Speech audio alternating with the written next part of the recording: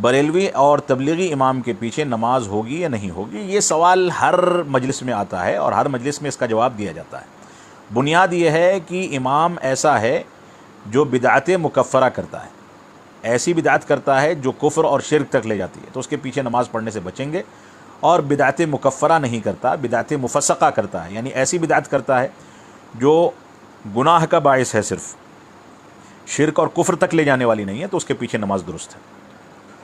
یہ ضابطہ ہے۔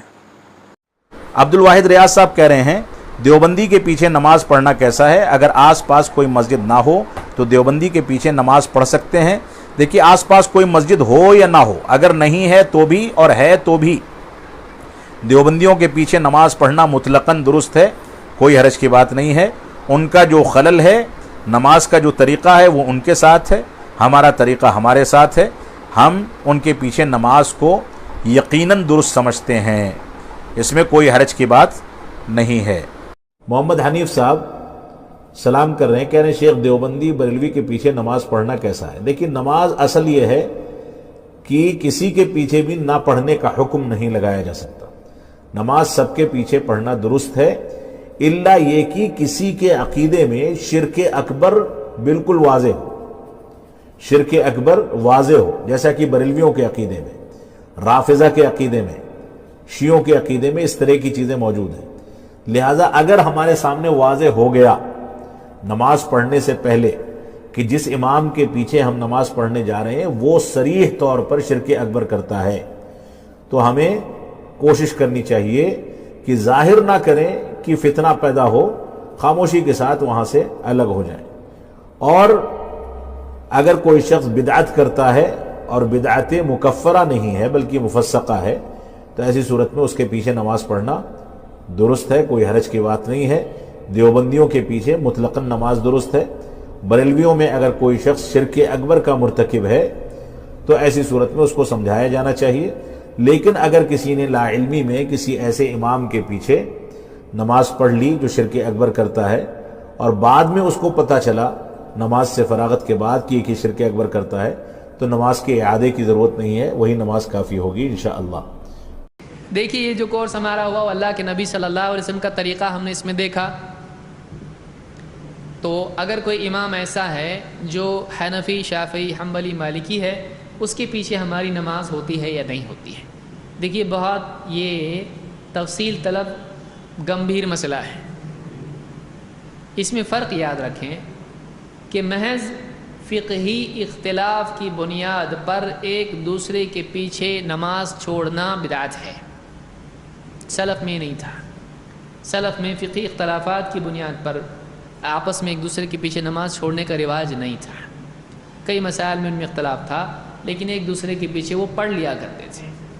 ہاں، لیکن کوئی آدمی اگر اسلام کی حدود سے نکل جائے، ایسے باطل عقائد اس کے ہوں کہ جو کفر اور شرک والے ہوں، تو ایسے امام کے پیچھے نماز نہیں پڑھنا چاہیے جس کو اس کا علم ہے، لیکن پھر بھی وہ اپنی اصلاح نہیں کرتا ہے۔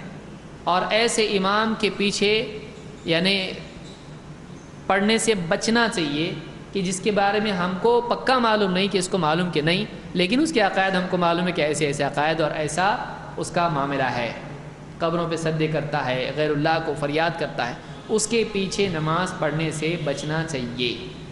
لیکن نماز نہیں ہوتی، میرے علم میں اس کی کوئی دلیل نہیں ہے، تو یہ احتیاط کے طور پر ہے، احتیاط کے طور پر ہے۔ لیکن اگر کوئی مجبور ہو جائے اور پڑھ لے تو ایسے امام کے پیچھے قطعاً نہیں پڑھنا چاہیے جس کا عقیدہ باطل ہے اور اس کو علم ہے، بتایا جا چکا ہے۔ اگر مجبوراً پڑھا، نماز نہیں ہوئی، واپس سے پڑھنا پڑے گا، اس لیے کہ وہ اسلام کے دائرے ہی میں نہیں ہے۔ اللہ تعالیٰ سب کو ہدایت عطا فرمائے۔ بھائی دیکھیے، جہاں تک دیوبندیوں کا تعلق ہے، اگر کسی کے بارے میں واضح طور پر معلوم نہیں ہے کہ وہ فعلاً شرک اکبر کے اندر مبتلا ہے، تو ہم اس کے پیچھے نماز پڑھتے ہیں۔ ہمارے سلف اس کے پیچھے نماز پڑھتے رہے ہیں۔ ہم اپنے علماء میں سے شاید ہی پیر بدیع الدین راشدی ایک آدھ دو کے علاوہ کوئی ہو جو اس کو ناجائز کہتا ہو، ہے کہ نہیں ہے؟ البتہ وہ بریلوی حضرات جو صراحاً استغاثہ بالاموات یا علی یا غوث کے نعرے لگاتے ہیں اور قبروں کو سجدہ اور یہ ساری چیزیں جائز عرس وغیرہ ان کے پیچھے کیوں؟ اس لیے کہ ان کا شرک کھلا ہوا ہے کہ نہیں؟ لیکن عام جو دیوبندی ہیں، حنفی حضرات ہیں، ان کے پیچھے نماز پڑھنے میں انشاءاللہ کوئی حرج نہیں۔ دیکھیے حرج کی بات ہے، البتہ بہتر یہ ہے کہ کیا ہے، امام اس سے اچھا ملے، آپ اس کے پیچھے نماز پڑھیے۔ لیکن ایک ایسی جگہ ہے جہاں انہی کی مسجد ہے، وہی امام ہے کہ نہیں؟ تو ہم اس حجت سے کہ ہاں بھائی وہ امام دیوبندی ہے، ہم گھر میں نماز نہیں پڑھیں گے، ہم مسجد میں جا کے جماعت سے نماز پڑھیں گے۔ جی جی بعض لوگ اس کو شرک فی رسالت سے لیتے ہیں، اس کا کیا حکم ہوا؟ لیتے ہیں شرک باللہ ہے، شرک فی رسالت لیتے ہیں، لیکن یہ چیز واضح نہیں ہے شرک بے رسالت۔ کیا وہ یہ کہتے ہیں کہ ہم جو ہے اللہ کے رسول صلی اللہ علیہ وسلم کی رسالت کے اوپر امام ابو حنیفہ کی اس کو مقدم کرتے ہیں؟ نہیں، بعض تعبیرات ہوتی ہیں، خود آپ ایسا کرتے ہیں، بسا اوقات آپ کے سامنے ایک مسئلہ آئے، آپ کسی عالم پر اعتماد کرتے ہیں، دوسرا عالم کوئی حدیث لا کے پیش کرتا ہے تو آپ تھوڑی دیر جھجکتے ہیں کہ ہمارے عالم نے نہیں سمجھا اس کو، ہم بھی یہی کرتے ہیں نہیں بسا اوقات۔ تو اس میں یہ ان کی جو ہے کیا ہے، یہ عذر ہے، یہ تعویل ہے، ہم اس کو اچھا نہیں سمجھتے ہیں۔ جی یہ نہیں کہ ہم اس کو اچھا سمجھ رہے ہیں، غلط ہے، سراسر غلط ہے، لیکن ہم اس کی وجہ سے ان کے اوپر مشرک ہونے کا حکم نہیں لگاتے۔ تو دیکھیے ایک آدمی اگر مسلمان ہے، وہ کافر نہیں ہے، اس کا کافر ہونا ثابت نہیں ہے اور اس پر کفر کا فتویٰ نہیں لگا ہے، تو گرچہ وہ بدعتی ہے اس کی نماز ہو جائے گی اور اس کے پیچھے بھی نماز ہو جائے گی۔ قرآن و حدیث میں ایسی کوئی دلیل نہیں ہے کہ بدعتی کے پیچھے نماز نہیں ہوتی ہے یا اس کے پیچھے نماز نہیں پڑھنا چاہیے، جب تک کہ وہ کافر اور مشرک نہیں ہے۔ کافر اور مشرک ہونے کا مطلب یہ ہے کہ باقاعدہ علماء کمیٹی نے، افتاء کمیٹی نے اس کو کافر ڈکلیئر کیا ہو، اس پر مشرک کا حکم لگایا ہو کہ یہ کافر ہے، مشرک ہے۔ تو ایسا شخص جس پر کفر کا فتویٰ لگ گیا، جیسے غلام محمد قادیانی وغیرہ، تو ایسے لوگوں کے پیچھے ہم کہیں گے کہ ان کے پیچھے نماز جائز نہیں ہے۔ باقی دوسرا شخص خواہ وہ کتنی ہی بڑی بدعت میں، گمراہی میں ملوث کیوں نہ ہو، اگر اس پہ حجت قائم نہیں کی گئی ہے اور حجت قائم ہونے کے بعد اس پر کفر کے فتوے نہیں لگے ہیں، تو ایسے شخص کے بارے میں آپ نہیں کہہ سکتے کہ اس کے پیچھے نماز نہیں ہوگی، اس کے پیچھے نماز ہو جائے گی، اس میں شک شبہ نہیں کرنا چاہیے۔ البتہ یہاں پر ایک چیز کا دھیان رکھنا چاہیے، لوگ دو چیزوں کو لے کر کنفیوز ہوتے ہیں۔ ایک بات یہ ہے کہ بدعتی کے پیچھے نماز کا ہو جانا، اور دوسری بات یہ ہے کہ بدعتی کو امام بنانا، ان دونوں باتوں میں فرق ہے۔ اگر سوال یہ ہوگا کہ ایک بدعتی کے پیچھے نماز ہوگی یا نہیں ہوگی، تو اس کا جواب یہ ہوگا کہ اس کے پیچھے نماز ہو جائے گی۔ لیکن اگر سوال یہ کیا جائے گا کہ کیا بدعتی کو امام بنانا چاہیے کہ نہیں بنانا چاہیے، تو بھائی اس کا جواب یہ ہوگا کہ ایک بدعتی کو امام نہیں بنانا چاہیے۔ امام بنانے کے لیے ایک صحیح شخص کا انتخاب ہونا چاہیے، جو نیک ہو، متقی ہو، پرہیزگار ہو، اس کے لائق ہو، تو اسے امامت کا عہدہ دینا چاہیے۔ لیکن مسئلہ یہ ہے کہ کبھی آپ سفر میں ہو یا ایسی جگہ پہنچ گئے جہاں مصلی پہ ایک بدعتی بڑھ گیا یا بڑھا دیا گیا، وہاں تو آپ کیا کریں گے؟ تو ایسے حالت میں جائز ہے، اس کے پیچھے ہم نہ پڑھ سکتے ہیں۔ لیکن اگر آپ کوئی مسجد چلا رہے ہیں، آپ مسجد کی کمیٹی میں جگہ رکھتے ہیں اور آپ ایک امام چننا چاہتے ہیں، تو آپ اس بات کے پابند ہیں کہ کسی بدعتی کو امام نہ بنائیں۔ بدعتی تو جانے دیجئے، کوئی موحد ہو، کیسا بھی ہو، لیکن اگر وہ اس کے اخلاق اچھے نہیں ہیں، لوگ اسے پسند نہیں کرتے ہیں، چاہے کتنا بڑا موحد کیوں نہ ہو، لیکن لوگ اسے پسند نہیں کرتے ہیں، لوگوں سے اس کے معاملات ٹھیک ٹھاک نہیں ہیں، لوگ اسے نفرت کرتے ہیں، تو ایسے شخص کو بھی مصلی پہ نہیں لانا چاہیے، ایسے شخص کو امام نہیں بنانا چاہیے۔ اور اس تعلق سے علماء کرام کے بہت سارے فتاوے ہیں۔ تو جو اس طرح کے فتاوے ہیں علماء کرام کے، جن میں علماء یہ کہتے ہیں کہ بدعتی کو امام نہیں بنانا چاہیے، تو لوگ اس کو یہ معنی پہنا دیتے ہیں کہ بدعتی کے پیچھے نماز ہی نہیں ہوتی۔ تو دونوں کا فرق سمجھیں۔ جو علماء نے یہ کہا ہے کہ بدعتی کو امام نہیں بنانا چاہیے، وہ علماء یہ فتویٰ نہیں دے رہے ہیں کہ اس کے پیچھے نماز جائز نہیں ہے، بلکہ وہ علماء یہ کہنا چاہتے ہیں کہ امامت ایک بہت بڑی ذمہ داری ہے، تو یہ ذمہ داری اسی کو دینی چاہیے جو اس کا اہل ہو۔ امام اگر بدعتی ہے تو یہ بات سمجھنی چاہیے، بدعت کی دو قسمیں ہیں، بدعت مکفرہ اور بدعت مفسقہ۔ بدعت مکفرہ کا مطلب یہ ہے جو شخص بدعتی ہے اور بدعت کی دعوت بھی دیتا ہے، ایسی شخص کے پیچھے نماز نہیں پڑھنی چاہیے۔ اور اگر کوئی شخص بدعت مفسقہ میں ہے، بدعت کے پیچھے لگا ہوا ہے اور آپ کی نماز جا رہی ہے، تو صحیح بخاری کی روایت آپ کے سامنے ہونی چاہیے، یصلی خلفہ وعلیہ بدعتہ، اس کے پیچھے نماز وقت پہ پڑھ لو، اس کی بدعت اس کے سر پر ہے۔ امام بخاری رحمت اللہ علیہ صحیح بخاری میں جو روایت لائے ہیں، سیدنا عثمان رضی اللہ تعالیٰ عنہ کو شہید کرنے والے بلوائی جب آئے تھے، صحابہ نے آ کے کہا وہ نماز پڑھانے لگے، ان کے ساتھ نماز پڑھ لے، اور وہ قاتل تھے سیدنا عثمان رضی اللہ تعالیٰ عنہ۔ تو آپ نے کیا حکم دیا؟ الصلاۃ خیر من ھذا، نماز بہتر ہے، جاؤ اپنی نماز پڑھ لو۔ اس لیے کوشش اس بات کی کرنی چاہیے کہ نماز صحیح طریقے سے ادا کرنے والے کے پیچھے نماز پڑھے، اور اگر اس طرح کا موقع بنتا ہے کہ وہ اس طرح کی بدعت کا مرتکب ہے تو اس کی بدعت اس کے سر پر ہے، تم اپنی نماز مکمل کرو۔ بخاری شریف کی حدیث میں ہے کہ فاسق فاجر کے پیچھے نماز ہو جاتی ہے۔ دیکھیے فاسق اور فاجر کیا مطلب ہے اس کا؟ گناہگار۔ فاسق اور فاجر گناہگار، گناہگار کے پیچھے نماز ہو جاتی ہے۔ کوئی شرابی ہے، زانی ہے، چور ہے، ڈاکو ہے، قاتل ہے، آگے لگ گیا نماز پڑھا رہا ہے، پڑھ لو، یہ فاجر اور فاسق ہے۔ کہیں پھنس گئے، نماز پڑھنی بن گئی تو پڑھ لو۔ اگر یہ مشرک ہے، اگر یہ مشرک ہے اور زندگی میں اس نے کوئی گناہ بھی نہیں کیا، نہ اس نے کبھی قتل کیا، نہ اس نے چوری کی، نہ اس نے ڈاکہ ڈالا، نہ اس نے بدکاری کی، نہ اس نے شراب پی، نہ اس نے غیبت کی، نہ اس نے سود کھایا، تمام اخلاق اس کے بڑے اعلیٰ ہیں، لیکن یا علی مدد کے نعرے لگاتا ہے، لیکن قبروں کا طواف کرتا ہے، قبروں پہ سجدے کرتا ہے، غیر اللہ کے نام پہ جانوروں کی نیاز دیتا ہے، ان کے نام کی نظر دیتا ہے، ان کو مشکل کشا، حاجت روا، مددگار، غوث اعظم سمجھتا ہے، اخلاق میں اعلیٰ، کردار میں اعلیٰ، لیکن توحید کے اندر شرک کی ملاوٹ کرتا ہے، یہ مشرک ہے۔ مشرک کے پیچھے نماز کسی صورت میں نہیں ہو سکتی۔ گناہگار کے پیچھے نماز پڑھی جا سکتی ہے، خطا کار کے پیچھے نماز پڑھی جا سکتی ہے، داڑھی موننے والے کے پیچھے نماز پڑھی جا سکتی ہے، لیکن مشرک کے پیچھے نماز نہیں ہوتی۔ مشرک کی اپنی نہیں ہوتی، آپ کی کہاں ہوگی؟ اس کی مثال دے کے سمجھاؤں۔ ابھی آپ یہاں سے نیچے اترو، کوئی بھائی دور سے آیا ہے ٹیکسی پہ، اب وہ ٹیکسی پہ واپس جانا چاہتا ہے، ایک ٹیکسی والا کھڑا ہے، آپ کو کہتا ہے آؤ بیٹھو چلیں، اور جہاں بھی کہو گے مفت چھوڑ کے آؤں گا، مجانن چھوڑ کر آؤں گا، بلاش کچھ نہیں لوں گا آپ سے۔ آپ بیٹھنے کے لیے جب دروازہ کھولتے ہو اور اس کی چہرے کی طرف غور سے دیکھتے ہو تو پتہ لگتا ہے تو اندھا ہے۔ کیا ہے؟ اندھا ہے۔ بیٹھو گے؟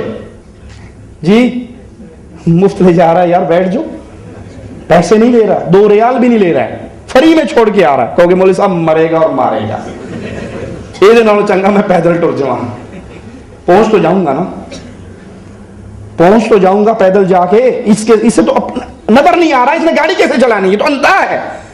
جو اللہ کی عبادت میں غیر کو شریک کرتا ہے وہ اپنے دین کا اندھا ہے، اس کو تو اپنا راستہ نظر نہیں آ رہا، آپ کا امام کیسے بن جائے گا؟ اگر اپنے آس پاس میں قرب و جوار میں صحیح عقیدے اور منہج کے لوگوں کی مسجد نہیں ہے، اور ان لوگوں کی مسجدیں ہیں جن کے عقیدے غلط ہیں، بے بنیاد ہیں، جس میں شرک اور بدعات پائی جاتی ہیں، جن کے عقیدوں کے اندر، جن کے اعمال کے اندر یہ سب چیزیں پائی جاتی ہیں، تو کیا ہم اپنے گھروں میں نماز پڑھیں یا ان کے پیچھے ہم نماز پڑھ سکتے ہیں؟ دونوں طرح کی باتیں اہل علم کی طرف سے کہی گئی ہیں، اور ہندوستان کے حالات کو سامنے رکھتے ہوئے یہ کہا جا سکتا ہے کہ اگر ہم یہاں رہنے والے جو کئی طبقے کے مسلمان ہیں اہل الحدیث کے علاوہ، جن کے یہاں شرک پائی جاتی ہے، اگر ہم ان کے پیچھے نماز پڑھتے ہیں تو ہماری نماز صحیح اور درست ہو جائے گی، اور اس کی وجہ یہ ہے کہ ان میں کی اکثریت صحیح اور حق کی معرفت سے جاہل ہیں، صحیح اور درست عقائد کو اور اعمال کو نہیں جانتے ہیں، انہیں اس کی جانکاری نہیں ہے،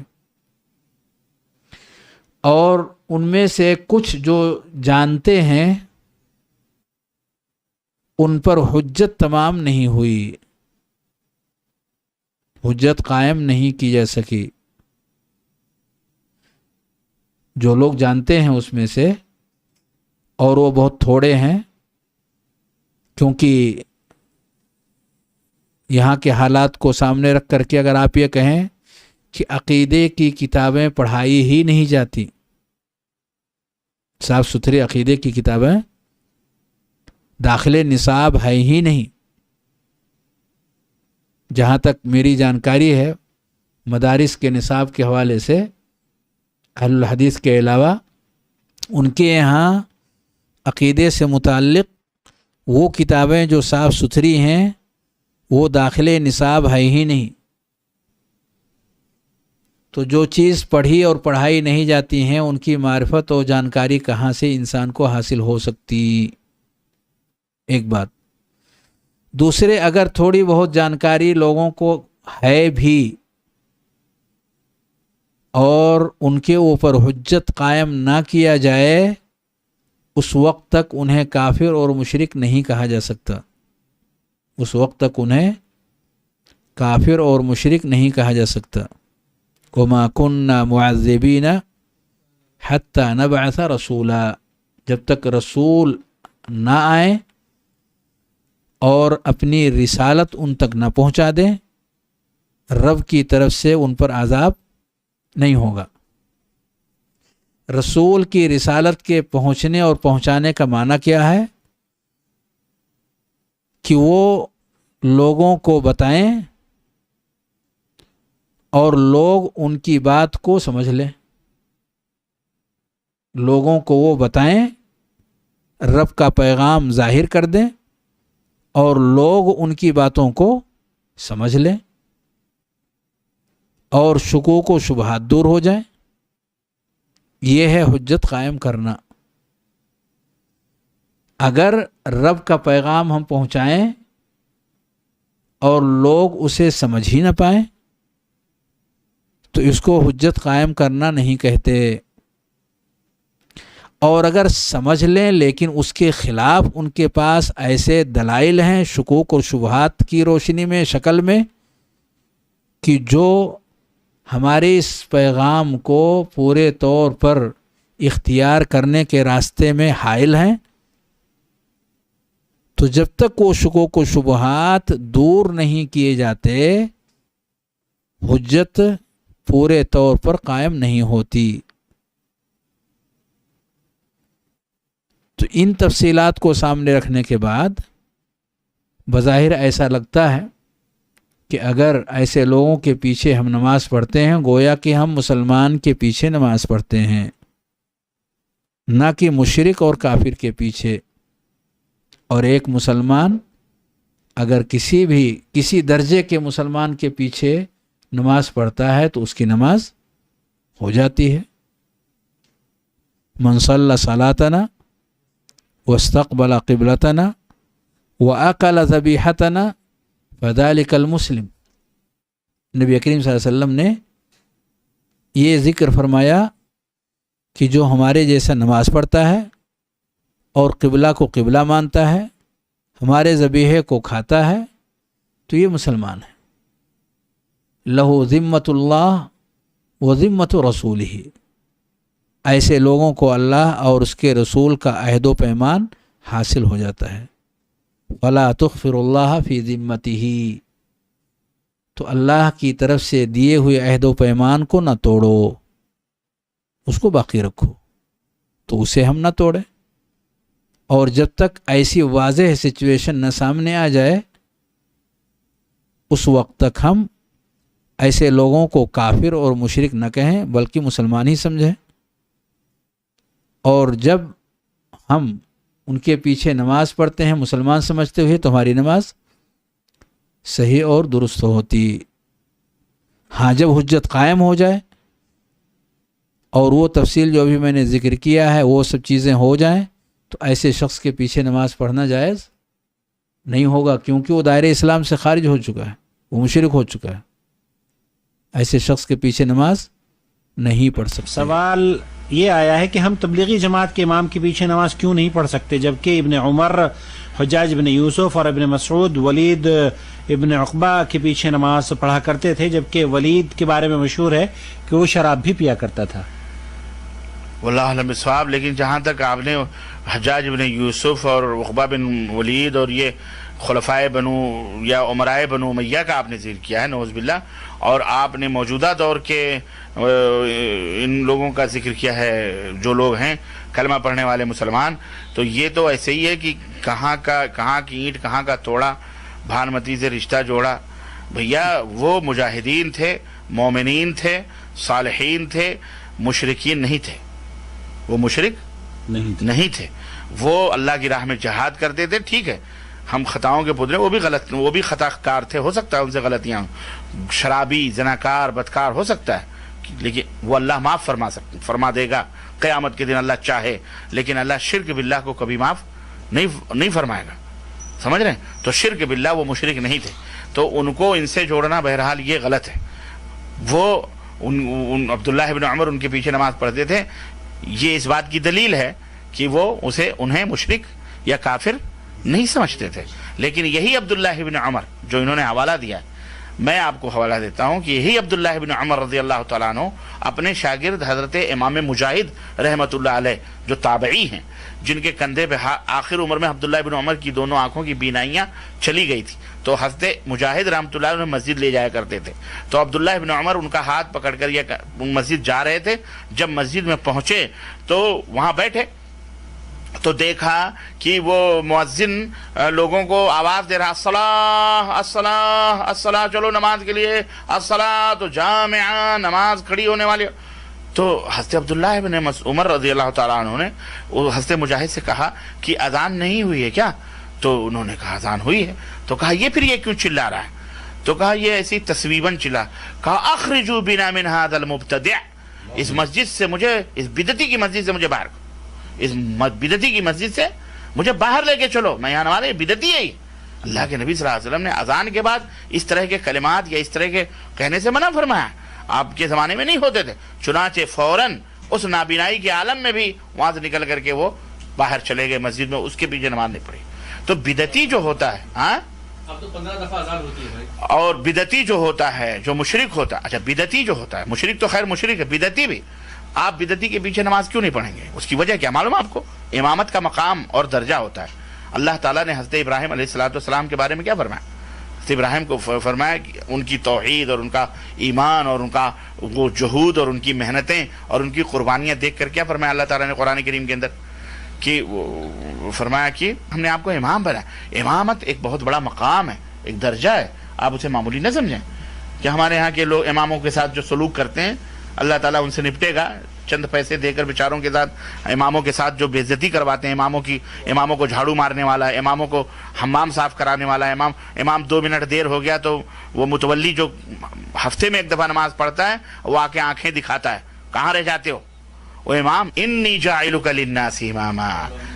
ہاں اللہ تعالیٰ نے فرمایا کہ اے ابراہیم میں تمہیں لوگوں کا امام بناؤں گا، اتنا بڑا درجہ اللہ، تو امامت کا درجہ ہے۔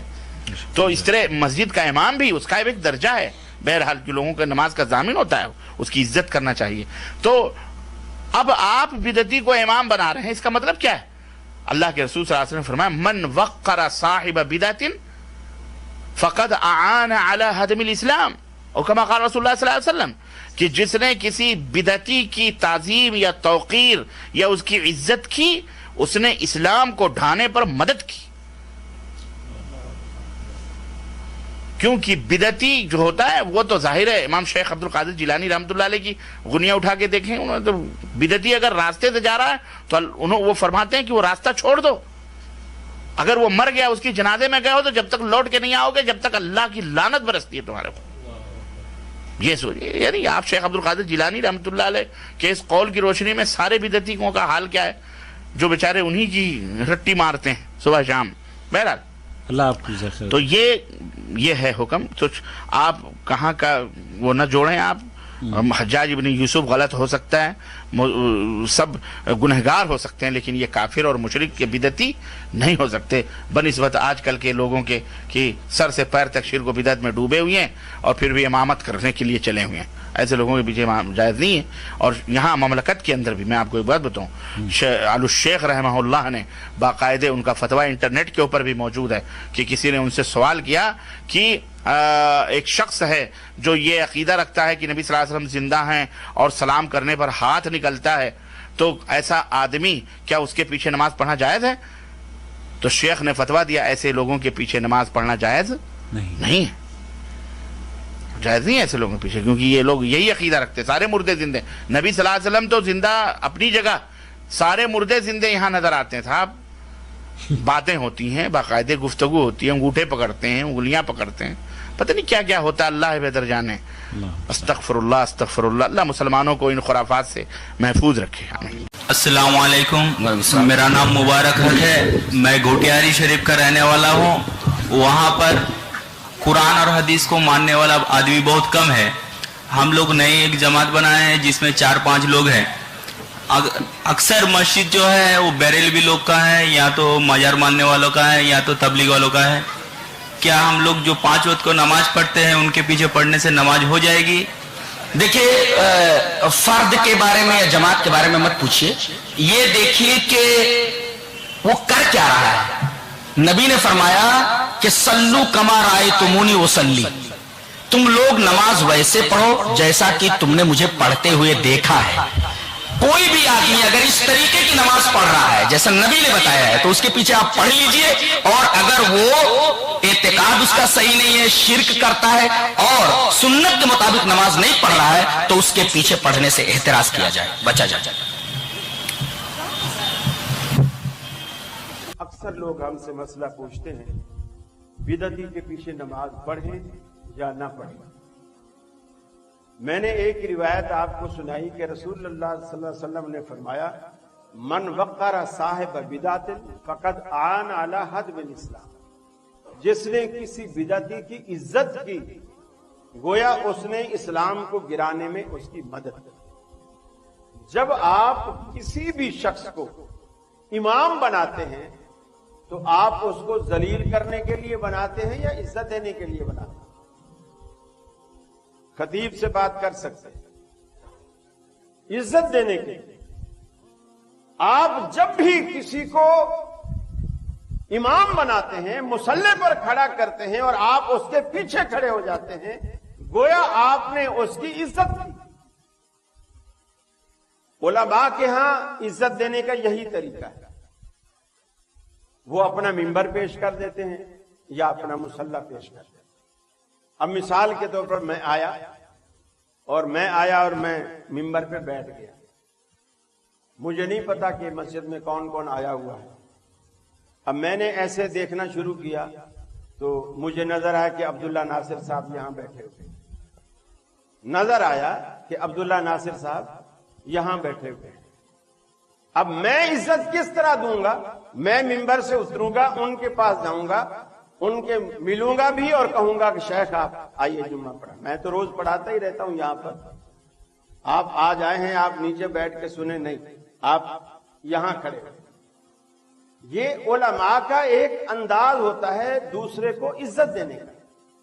اچھا, اسی طرح ہم کہیں بھی چلے جاتے ہیں, نماز کا ٹائم ہو, اگر جماعت کھڑی ہونے سے پہلے ہم مسجد میں پہنچ جائیں تو وہاں کا امام یا وہاں کے نمازی اگر مجھے جانتے ہیں تو وہ لا محالہ مجھے کہیں گے کہ جی قاری صاحب آئیے نماز پڑھیں. تو ان کا مقصد عزت دینا ہوتا ہے. تو جب آپ کسی بدعتی کو امام بناتے ہیں تو گویا آپ اس کو عزت دیتے ہیں, اور اللہ کے رسول نے فرمایا جو بدعتی کی عزت کرتا ہے وہ اسلام کو گرانے میں